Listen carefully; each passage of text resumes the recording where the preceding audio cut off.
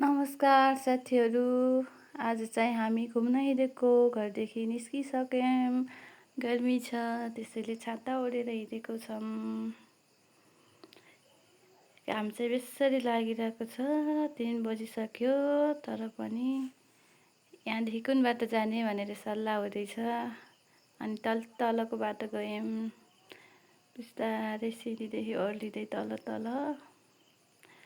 बिचमा चाहिँ बाटोको लागि पानी भर्दै हुनुहुन्छ सरले चाहिँ ठन्डिसाको चिसो चिसो। अब फेरि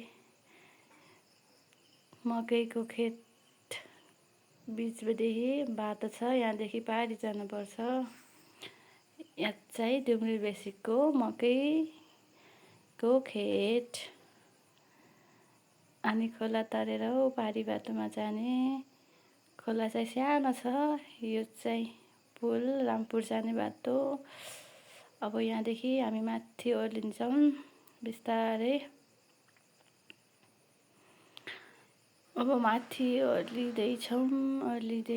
माथिदेखि चाहिँ डुम्री बेसी बजार देखिएको छ थोरै।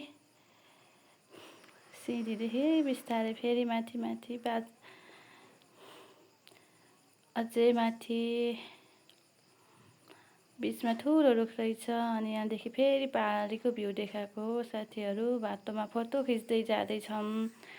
बिचमा चाहिँ चौपारी रहेछ। यहाँ चाहिँ प्रतीक्षालयमा बसेर खाजा खाँदैछौँ। यहाँ चाहिँ बिचमा जाँदा यसो नाचगान गरेर रमाइलो गरेको। कोही नाच्ने गाउने ताली बजाउने। अनि फेरि उकालो चढ्यौँ। सर र नानीहरू माथि पुगिसक्नु भएको छ।